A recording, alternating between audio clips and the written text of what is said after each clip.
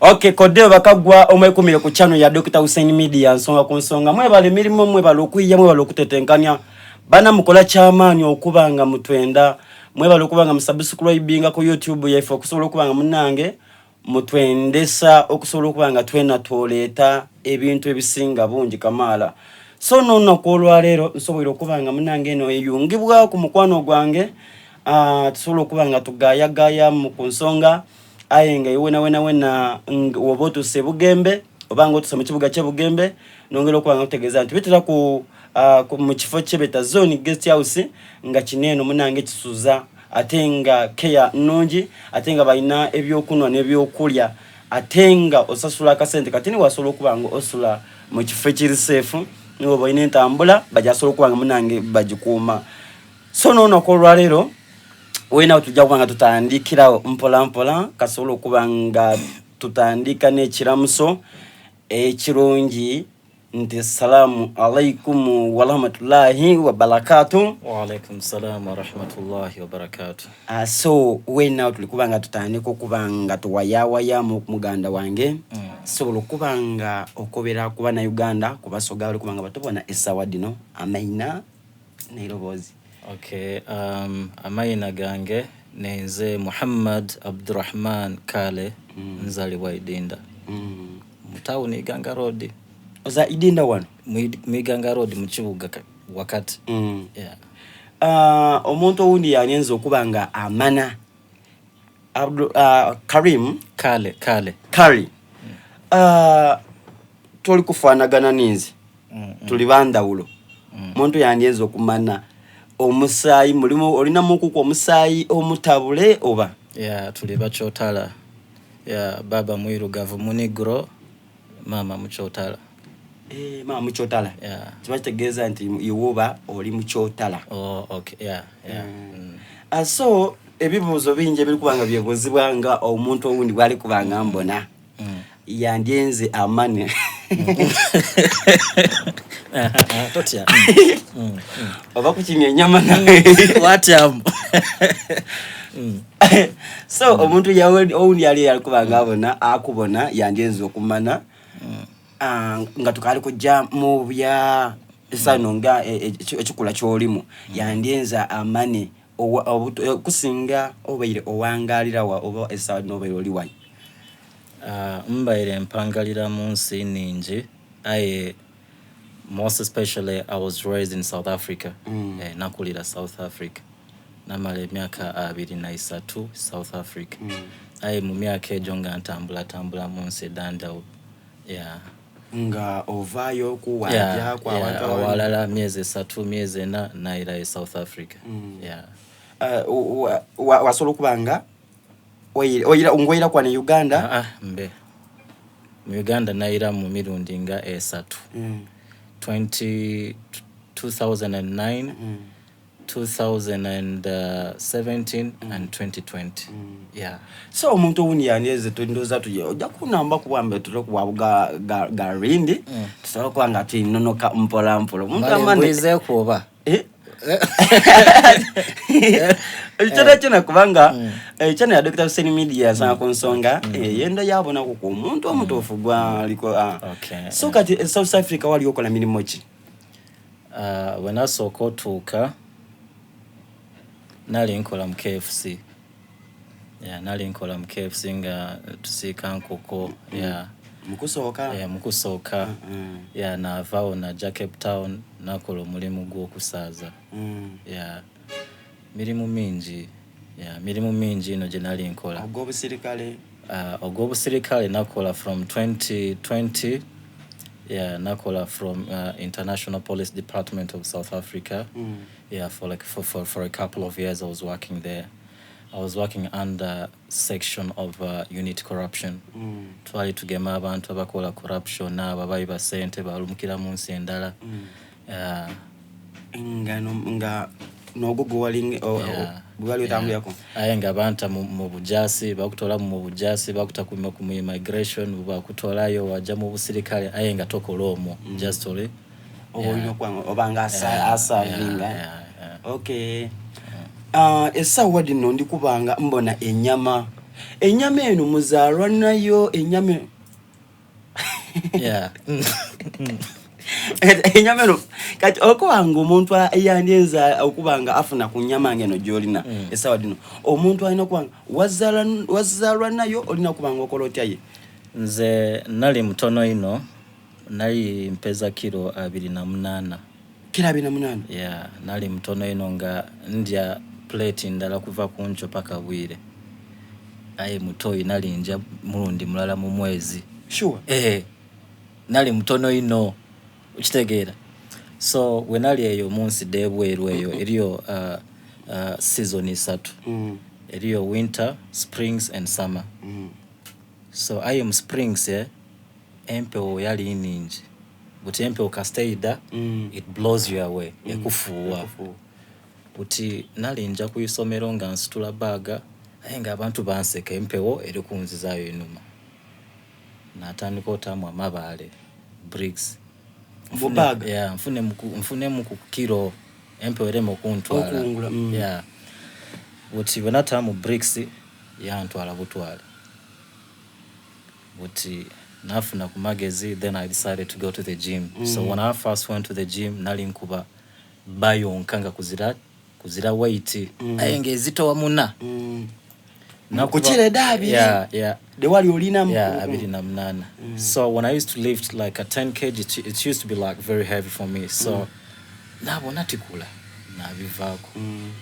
So wabayo omusajja ali mu baino bali bamuyita David yampita yankoba wenda kugeda amkoba ya oyina sente amkoba sente ndakufuna yankoba yenda shillings kakaga ne million ngandala n'ekintu edawa ne Uganda. Yeah na dimuwa yampe ebirungo. So yankobera nti bino ebintu bino bidakuyamba mu myezi ng'ebiro by 3. Yeah aye namkoba if these things don't really work out for me webanga tibija kola tibija kutuga. Yeah mwezi mulala mwezi ogwokubiri mubiri gwatandika okyuka natandikirawo okuba beast. Yeah kati ennyama eno okugifuna essaawa dino omuntu eyanyenza okugibanga agikuuma leero niidozi kikyene kyene kyoba olina ogiwa okubanga? Okay, most especially like we bodybuilders, tulina chebaita supplements, Yeah, there are so many different kinds of supplements. So often like muscle recovery and creatine, and there's so many kinds of supplements that we use. So most especially kastobango kosa supplements zikipinga your body like full. Yeah, it keeps your body like full. Obonaba nabantu abaja mu gym basi tulabageda by the time they leave the gym bayirayo because they lack that thing inside them. They don't use some of the supplements because every supplement has got use in the body. Like muscle recovery tosobola kuba gym Monday to Monday ayitokozesa muscle recovery because okozesa guno omubiri guli oti motoka. Muscle recovery niba efanana etya? Supplement omunwa bunwe adabiriza muscles. Chichiri oti motoka kastoji vuga nga tokola service kuba engine. Yeah, but no omubiri ogukozesa bulido. Remember using heavy weights ostulo ebintu ebizito wa umubiri muscles they get tired so fast. So when you use the muscle recovery it helps you to recover the muscles. Then muscles ozidabiriza zibate zikutuka muscle tissues. Yeah, so most of the bodybuilders tebakozesa muscle recovery. Bobalya buli mmere tebakozesa supplement because they said they just want to go natural. Tino bagenda natural. But natural you have to use something. Nemotoka yona woba tozikoze service ebefa, so you're damaging yourself indirectly. So I support people to use supplements diamba ino mubiri. Okay. Yeah. Kati ebintu wobango bikozesa lwaki obogeda ku waneno eno ngoli mutini?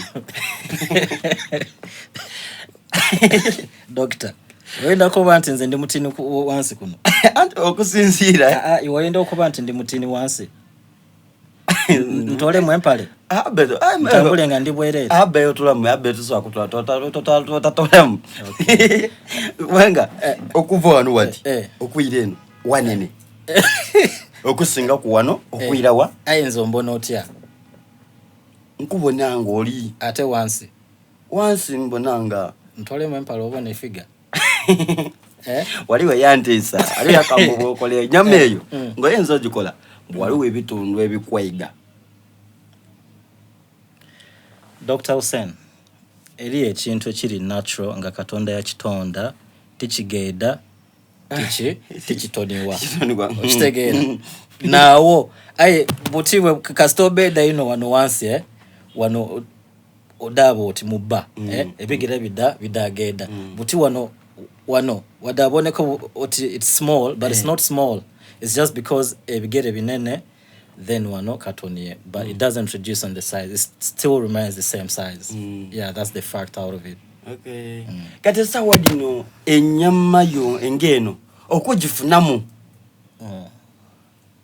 omuntu akusasula akanti donkumemu oba ngaiwe okusobola kubanga ekuwesa ku sente. Nze buti like me nze tikola mirimu gy'aba bodyguard because kasitambako basente dino kibasobola kumpa obona buti nze I market my own things, marketing ebintu byentunda, supplements, I sell supplements and all those kind of things, so I use my body to advertise them. But some bodybuilders, they like bakozesa emibiri okola security, bodyguard, de mirimu nze usayine dinswaza tusobola dikola akutola nga sente kitegeera buli muntu alina level ye obona. Yeah, buti ogwange gwa marketing a business yange. Okay. Yeah. See, I don't advertise my business on social media. Ntingeme supplement ndite ku social media tikola mubiri gwentayo okozesa kimuna nkozesa kino nekino kitegeere so competitor abamufuni obulungi nti singa zena mbane okugenda mbane n'okubonera ku iwe. Exactly. Nti nenda kubanga iwe. Exactly. Tosobola tunda supplement okobenti ya maso ayenga oli mubba oli mubba kuzira maso wagenda bugende obona uti nze ndikwenda maso aye oli kuntu enekula maso ayewe totegerekeka kati okwa nze sawa dino ku mubiri gweni na Dr. Hussein nsobola okubanja sobola ogenda kintu ayira sente ngeme kayiwe manga nko okobyo oti ndine ebirungo byolukwenda okumpa okubanga ngeda ngantyo. Okay. Kuba tunomeibwa tuli obubiri buno amazima gali nti n'omwana akusamba. Uti Dr. Hussein ekintu kyetagisa commitment oyina okuba committed nga ekintu okyagala nnyo kyogenda okola. Yeah, you have to spend on what you love. Obanga oyagala bodybuild like business yo wali ogenda watamu sente business alhamdulillah business nkulu ine mbaire tisobiro ba bine ebintu dabisangawo ayo ine ebintu bingi olokuba ki you love your business, you understand. So I love my body, that's why omubiri gwange I put in a lot of money, effort in it. So if you keep your man aside osoka na ogenda mu gym nokola omubiri negumanyira then you start using the supplement, but it doesn't take long, like a month or 2 months, then not ankokola ki okubanga ofuna ku ndawulo. Okay. Aye bobango enda okugenda supplement diriwo nganenda bujasuko. Yeah, diriwo. Nenda ogenda imbatenda nda kugenda era nenda ngabe tyo. Okay. Kati nendo tutangaze mu byomukwano abakazi babende bakubamba mpoze abantu abali nenyama ngeyo babakazi babetanira ino kiba kituufu oba kisinziira buti nganze eri abakazi kasita bambona mwikubo munjira bantya ranke yika kitege kyoyo buti bwange mako yaso kumenamenera mu buliri oyo okibona ine ebiroza by'ekisirusiru wasanga yo mundi oyo bwange mako yaso okutwalaawo kitegere. So the people have different tastes. So the majority, like me, my body is like a form of tourist attraction. Abantu banumira okumbona nga ntambula obona bavayo malwaliro maduka balengeza oyo okitegeera. yeah. Okay. Ngabo bonyawo abantu bale Doctor tibakwita bulido tibandetanga mbabita mu bubite au kusinza lero mbabise mu ngonje nyuma nabo nanga nkoze eki yeah esa wadino Dr. Hussein bwembanga nenzo kubanga nawe njireku nenko bantu muganange mbamu kuba abana bamanirira waneno wano muidinda wano mukatunduko kene abana katugeze abana wayagana omwana yakumanirira awo lokuba nti obozira kyakola wakola ki wakulinga so ndoza ni kwendo bantangalize mu kwesawa nino kyofuse jendi nokugobera tisobola kutambula niwe kano ka video kamala bumale oye naye nakutankula mbuka obubuke kitegeera yeah ole okumanirira obumanire atenze tida ndida ne group Fujon Pitirivo chid yeah I ndi kusaga but to be honest I'll have your back yeah you're my friend I can be your friend you can be my friend we protect each other we are there for each other you understand so a friend in need is a friend indeed so bobango netagisa tuje kwa wantu kutambula mbutambule twatambula mba ranka ini na waigulu nze ranka ini na waigulu ntambula ni serebu ate zena gundi ya na banafu no akundi ababa anti amuku nto yali na gali bakutirira irala nze nti saino kitegera Dr. Hussein nti isa anamuze enyomeyo zena kankulage ko enyama yange kati amabere gano okukina nga wanyenzo okukina kubanga nagezaako oku okwenda mai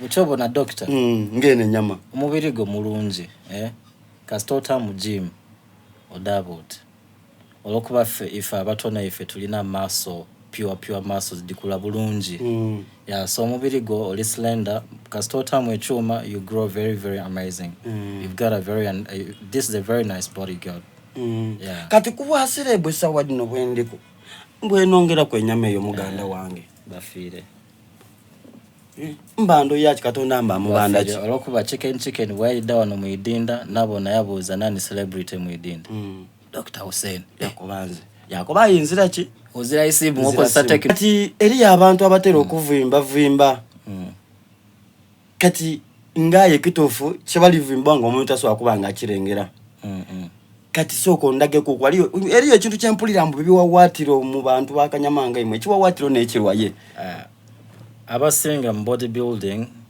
they don't have what they call the wings, you know. The wings binabye watiro chovo na ba bodybuilder abasinga ava mu gym yatambula ati ya ayenga kuzira ali kugaziwa bugaziye ayibutinze tigaziwa obona ekambona ku jibone njibona uti wentambula obone eno bayi obone enuma tibategeza ati ekifuba kike ikamunga bwolino okubanga otambula ikati kyamalo kubanga kizimba batambula bati buti singa bayi no mubiri nga ugwange singa bayi bakola batya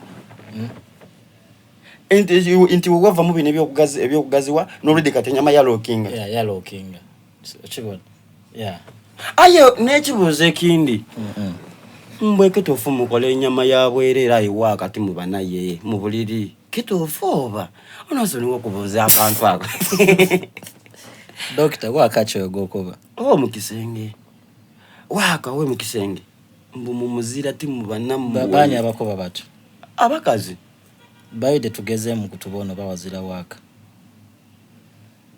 ndino muwala mukwano gwange asobola okusobola okubanga ayende nyama ngeyo wali ni senga Juliana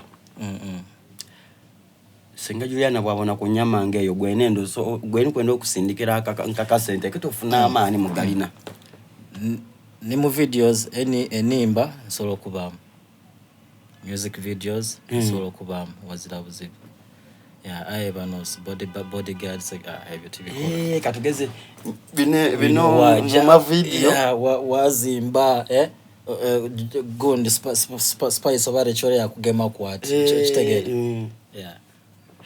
Gaba namba awo wetu tose ku video gaba namba kubanga abana bali wano abembi banji nga banonya omuntu asobola okubanga agaziwa mu video enamba yo. Okay, njisome. Okay, it's my number is 0788 406 172. That's the MTN number, and the Airtel number is 0706 42 66 97. Yeah. Kati n'ekindi kye ndowooza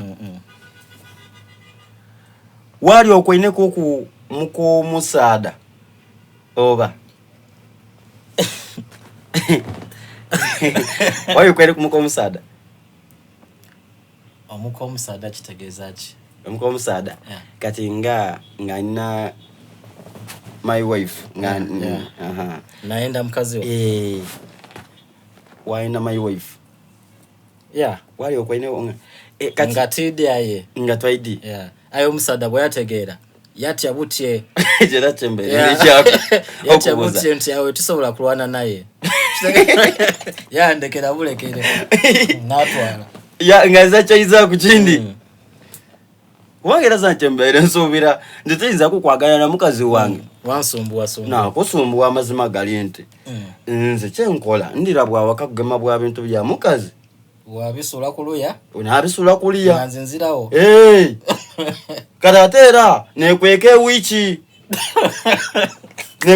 omukazi obutakumpendulira okitegera so olusoga luneno oloza okulwega ngweze ebusoga waneno kyakutwayira ibanga ki myezi 3 olukuba I speak Arabic, fluent Arabic. I speak Zulu language. Oboy no Mzulu odakumpa mu tutulufuntule sawa dino. I speak Zulu, I speak Afrikaans, I speak Dutch, I speak English, I speak Swahili, a little bit of Luganda and a little bit of Lusoga. And I speak Sisutu as well. Because each and every single country edoensi denali njamwe nali mbayo like 1 to 2 years naiga 1 to 2 years nga. Yeah. Okay. So kati olusoga tirwa kukalobeza kulwega. Olusoga ndwenda ino. Yeah, olusoga ndwenda ino. Era lwe nafuluma mu kuduze naja munsi ndaleyo nayogera olusoga. Oh my God, what kind of a language is that? That's a very beautiful language. Sure, olusoga nayogera ku Luganda ate Oluganda ate oloterunuma. Baenda lusoga. Ngabena lusoga. Abazungu, yeah. That you know the way you speak it like engeri joyogera mu lusoga lulungi lunuma. Yeah, lunuma. When I get Oluganda, no, that we don't like that. It's not amazing, you know. So that's why I was like, no, I'm born in Jinja. I have to learn Lusoga. Do you know where I go Lusoga? Because this is my homeland. And I love Jinja. Jinja is my home. And it's everything to me. That's why I'm here. I love Jinja more than everything. Yeah.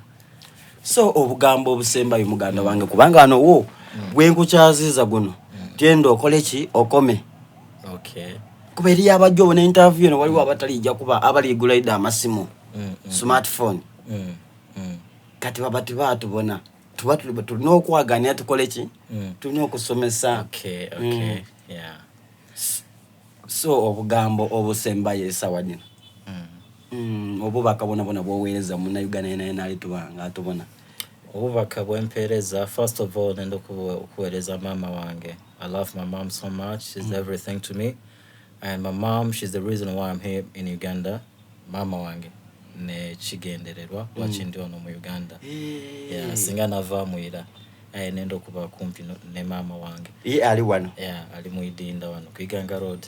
So also nendo okweyanza Dr. Hussein to welcome me here at the studio.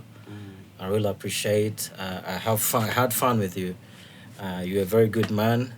And tienda abantu bayire mu kumanira. Oli musada wa magazine, oli musada wa mikisa. Yeah, gemerera wonka inshallah Allah dakutera mubaraka. Amina. Ate kasitoyogera so ensonga dituweddiriwe tudituusiisa bw'obanga munnange oyenda oluletamu odakundagaano osobola okuba nga ompuudamu ayebinairirira a few moments later tukabale wazinisa muti mpola balumukembiro kandigalewo okusooka yasooka igalewo so iwe wena osobola okwidayo Dr. Hussein wankola kyoyenda ng'ondagaine oba okitegeera aye few moments later ng'ondekera obulamu bw'ondekera obulamu olowooza kyekiririra nkulomba bulombe so ensonga neeyo egomba okukenya amazima gamutulire mujatulyako abakazi baife be eye nyama nimba nayo wano aye tombozizo bandi n'omukazi obandi oli n'omukazi nzira ozira mukazi nzira lwaki okubanga sana kubanze kati nze nina omukazi ayinga olinayo ku baby ndina omwana muzungu anti nze ndi muzungu mama muzungu ninze ndi muzungu kitege ayina emyaka 12 ali South Africa planned kid kitege so munange tutosobola okuba nga tutambula olunaku olwaleero mwebala okuba nga mutwenda mwebala okuba nga mutugoberera nja kusigala okuba nga tutambula mpola mujje ku YouTube musobola okuba musubscribinga Katonda asobola okuba nga abaniimwe mube bulungi.